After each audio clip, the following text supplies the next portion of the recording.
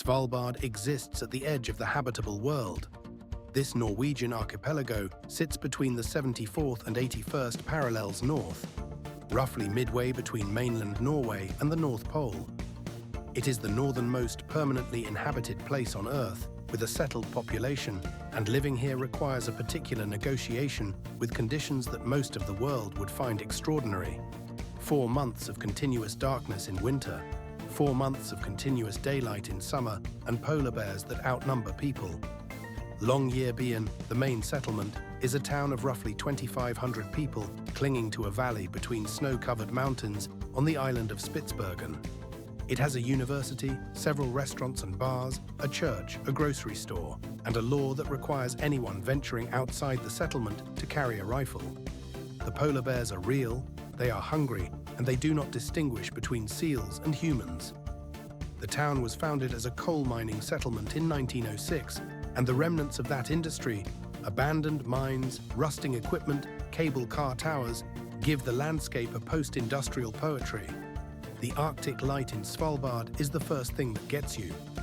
During the polar night, from November to February, the sun never rises, and the world exists in shades of blue, deep blue, pale blue, the blue-black of the sky at noon.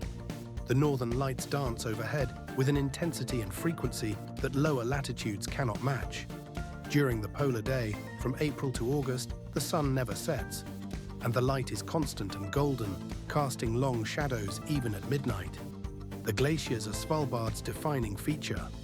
Over 60% of the archipelago is covered in glacial ice, and the glaciers flow down from the mountains to carve icebergs into the fjords.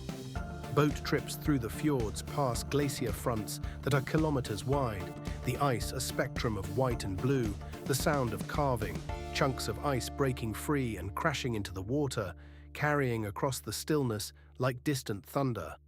The wildlife is arctic and abundant. Polar bears roam the sea ice and the coastlines.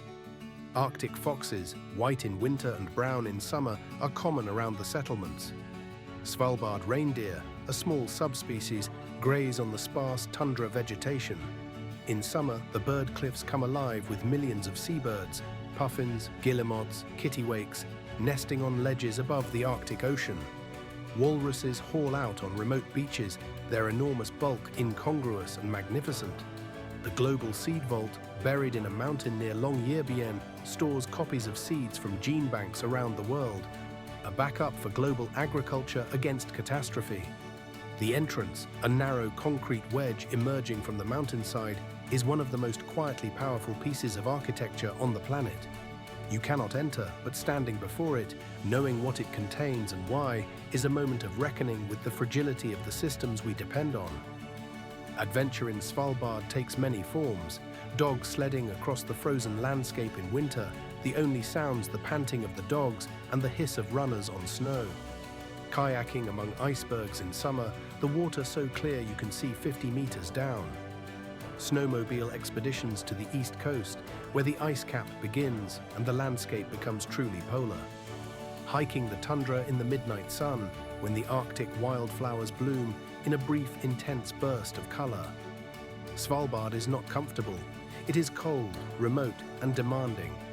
But it offers something that almost nowhere else can: the experience of being at the very edge, where the human world thins out and the planetary forces that shape our climate and our future are visible and immediate. Come prepared, come humble. The Arctic does not care about your comfort, it cares about your attention.